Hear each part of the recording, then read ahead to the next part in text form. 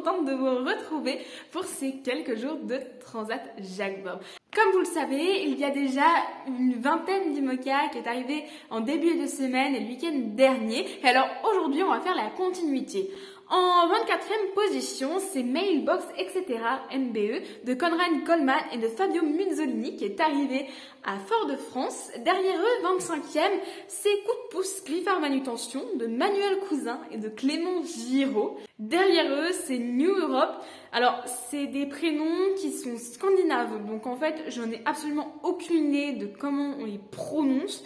D'ailleurs, je m'en excuse totalement parce que je vais certainement mal les prononcer. Excusez-moi, mais en tout cas, leur nom c'est Skabols VOS et Irina Gracheva. En 27e position derrière eux, c'est Foussier Montcourté Énergie de Sébastien Marseille qui avait embarqué avec lui la havraise Sophie Faguet. En 28e position, c'est Nexence Arifnêtre de Fabrice Amedeo et de Andreas Baden. D'ailleurs, Fabrice, je l'ai rencontré sur le village départ de la Transat Jacques Vabre. Je l'ai interviewé, on a beaucoup discuté ensemble de son parcours, de sa capacité de résilience, parce qu'on s'en souvient, il avait accessoirement, en fait, son bateau avait brûlé, il avait explosé puis brûlé au plein milieu de l'Atlantique sur la dernière route du Rhum. Donc en fait, il a réussi à repartir. J'ai trouvé ça dingue. Donc je suis allée en parler avec lui de cette capacité-là de rebondir justement. Et cette interview, elle arrive très très vite sur la chaîne parce que j'ai trop hâte de vous la partager. Derrière Fabrice et Andreas, c'est Isabelle Josque et Pierre Brasseur à bord de MACSF. Donc Isabelle Josque, je suis aussi allée la rencontrer. On a beaucoup parlé ensemble de la place des femmes dans l'univers de la voile et plus concrètement dans la course au large. C'était très très intéressant, une très très belle rencontre sur ce village départ de Transat Jacques Vabre avec Isabelle. C'est un moment qui restera marquant pour moi et que j'ai très très hâte de vous partager.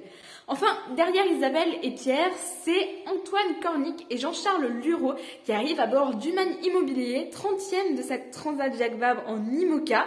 Derrière eux, c'est Partage, le 31e IMOCA à arriver, l'IMOCA de François Guiffan et d'Émeric Belloir.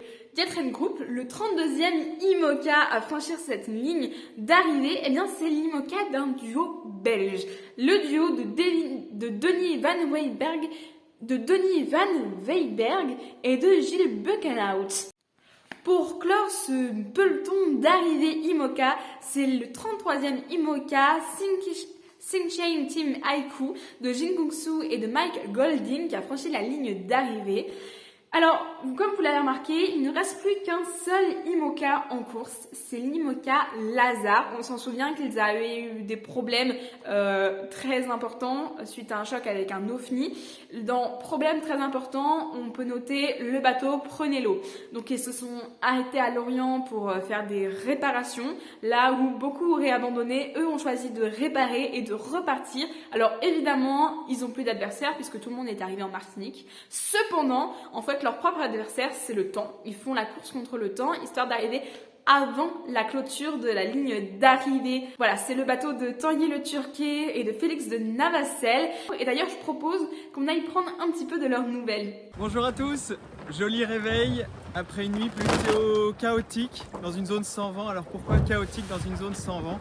Parce que pour un voilier, quand il n'y a pas de vent, ça n'avance pas et c'est extrêmement frustrant. Mais on est content d'avoir touché un petit peu d'air ce matin.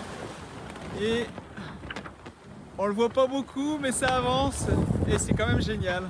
Je vais vous montrer la trace. Hop. On va descendre dans le bateau.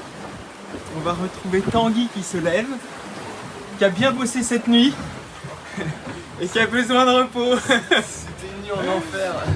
Alors à quoi ça ressemble le milieu d'une dorsale? Hop. Je vais m'installer là. Comment tu fais pour être aussi joyeux de bon matin? Ça ressemble à ce genre de petits zigouigouis dans tous les sens qu'on ne voit pas sur vos cartos. Mais nous, en zoomant, on les sent bien, on les vit même.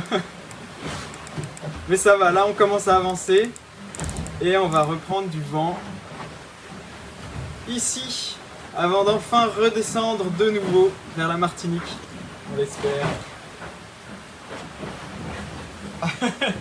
Bonne journée! Et chez les classes 40, ça y est, c'est l'heure. Le premier classe 40 est arrivée à Fort-de-France. Alors c'est Ambrogio Beccaria et Nicolas Andrieux qui sont arrivés à bord d'Alagrande Pirelli. Alors félicitations à eux, ils remportent la Transat Jacques Vabre en classe 40 après 18 jours, 12 heures, 21 minutes et 55 secondes en course. Alors quand je donne ce timing-là, on se souvient cependant que la course des classes 40, elle était vraiment particulière dans le sens où c'était 2 étapes. Alors ce temps que je vous donne, c'est le temps calculé entre le temps qu'ils avaient mis pour faire Le Havre-Lorient, la première étape, puis après Lorient-la Martinique. En tout cas, bravo à ces deux-là, ils ont fait une course incroyable. Comme je vous le disais, eh bien, il y a eu les 2 étapes, donc les 2 temps qui doivent se calculer, etc. Et ce qui fait que l'ordre d'arrivée à Fort-de-France n'est pas l'ordre du classement général de la fin de la Transat Jacques Vabre, le classement officiel, celui qui restera dans les annales. En fait, ce classement-là, pour l'instant, je ne peux pas vous le donner pour la très simple raison qu'en fait, tous les bateaux ne sont pas arrivés. Eh bien, je vais vous expliquer tout ça en même temps de l'ordre des arrivées. Parce qu'en effet, on se souvient, chez les classes 40, eh bien, c'était une formule de course très particulière et très intense. Voilà, avec 3 options différentes, groupe SNEF au milieu, l'option nord menée par Crédit Mutuel, l'option sud menée par Ambrogio Beccaria et Nicolas Andrieux, d'ailleurs l'option gagnante, on le note. Mais n'empêche, l'option nord, ils sont pas arrivés très longtemps derrière. C'était Yann Lipinski et Antoine Carpentier qui sont donc arrivés 2e à Fort-de-France à bord de Crédit Mutuel. Alors, Yann et Antoine, on se souvient qu'ils avaient dématé, tout simplement, sur la première étape de la Transat Jacques Vabre, donc reliant Le Havre à Lorient. Et en fait, ils avaient décidé de réparer et de prendre le départ de la 2e étape. C'était très courageux de leur part. Et d'ailleurs, Yann et Antoine, je les ai rencontrés sur le village départ de la Transat Jacques Vabre et je les ai interviewés. D'ailleurs, l'interview, eh bien, vous pouvez la retrouver sur la chaîne YouTube. En 3e arrivée à Fort-de-France, c'est Amaris, le bateau d'Achille Nebou et de Gilda Mae. Derrière eux, c'est Alberto Bona et Pablo Centorte del Arco qui est arrivé avec Ipsa en 4e position sur la ligne d'arrivée à Fort-de-France. Puis Everial, le 5e avec Erwan Le Draoulec et Tanguy Le Glatin. Derrière eux, c'est Tequila, le 6e classe 40 à arriver en Martinique. C'est Alistair Richardson et Brian Thompson. En 7e position, c'est Groupe SNEF de Xavier Macaire et de Pierre Leboucher qui avaient donc pris l'option trace notre route, l'option centrale et qu'ils étaient les seuls à prendre. Derrière eux, c'est Influence 2 qui arrive donc 8e à Fort-de-France, d'Andrea Fornaro et de Benoît Hansberg.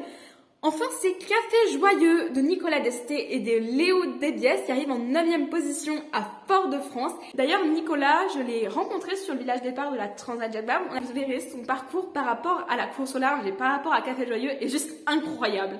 J'ai hâte de vous partager tout ça. Derrière eux, en 10e position aux arrivées de Martinique, c'est Interevest de Mathieu Perrault et de Kevin Bloch.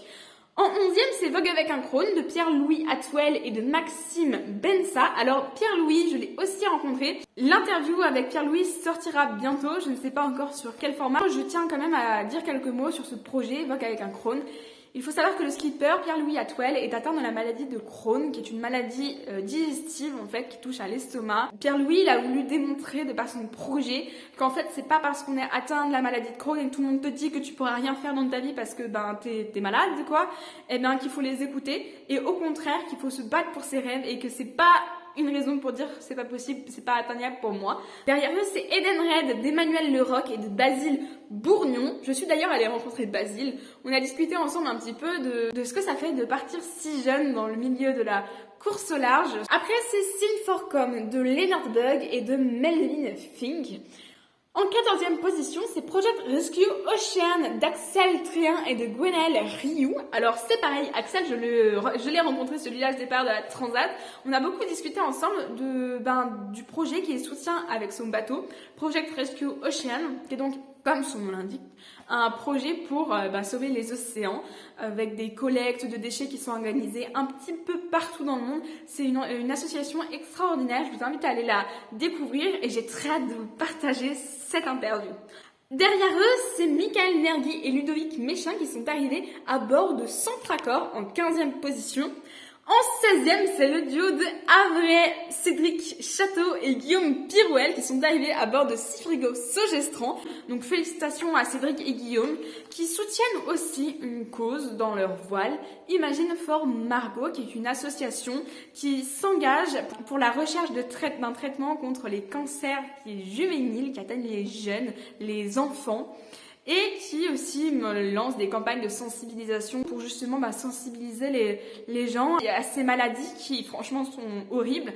D'ailleurs, j'ai fait un reportage sur cet engagement, j'ai fait tout un reportage, un gros projet avec Cédric et Guillaume, avec Imagine for Margot, le fait qu'ils sont 100% vrai. J'ai vraiment hâte de vous partager tout ça. Après, c'est la boulangère bio d'Amélie Grassi et d'Anne-Claire Lebert, les deux filles qui sont arrivées en 17e position en Martinique. Et je suis aussi allée les rencontrer, ce sont des filles en or, donc félicitations les filles pour cette belle transat. Derrière elles, c'est Amipi Tomblaine Coquillage, le bateau de Baptiste Hulin et de son co-skipper Christopher Bachmann.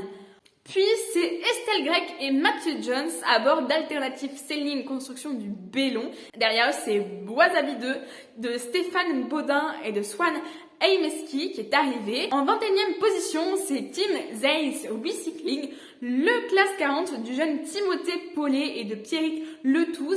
Timothée qui est donc Havrais de naissance. D'ailleurs, le parrain du bateau, c'est Édouard Philippe, le maire du Havre.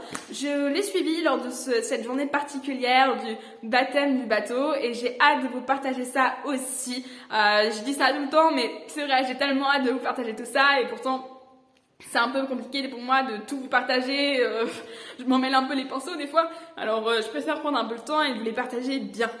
Derrière Timothée et Pierrick, c'est le galet de Fabien Delahaye et de Corentin Douguet qui est arrivé en 22e position en Martinique, suivi très vite de la Manche Évidence Nautique de Nicolas Jossier et d'Alexis Loison, des Normands comme leur nom l'indique. Et voilà pour les arrivées de cette fin de semaine sur la Transat Jacques Vabre. Ça fait 23 classes 40 qui sont arrivées. Félicitations à ces 23 bateaux, à ces 46 skippers. C'est génial ce qu'ils ont fait. Mais cependant, il reste 12 classes 40 encore en course et je vous propose d'aller les retrouver. Bon, le vent est revenu. Il y a 17 nœuds établis. On navigue bien.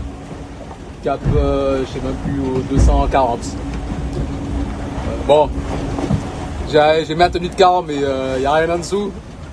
C'est juste parce que j'ai pas envie d'être mouillé, j'ai pris une douche tout à l'heure. Et là, c'était le petit moment réconfort. On est passé au chocolat. Petite tablette de chocolat.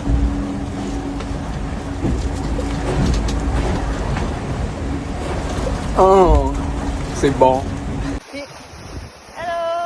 Ça y est, le A2 est de nouveau en l'air. Voilà, A2. C'est de beauté. Maintenant, il faut voir combien de temps ça va tenir. Et voilà pour ces 2 jours de Transat Jacques Vabre que j'ai été ravie de partager avec vous, avec ces arrivées folles, que ce soit en IMOCA ou en classe 40, qui sont vraiment mis en lumière ces 2 derniers jours. J'ai vraiment été contente de partager tout ça avec vous. Et puis je vous dis à très vite. Ciao!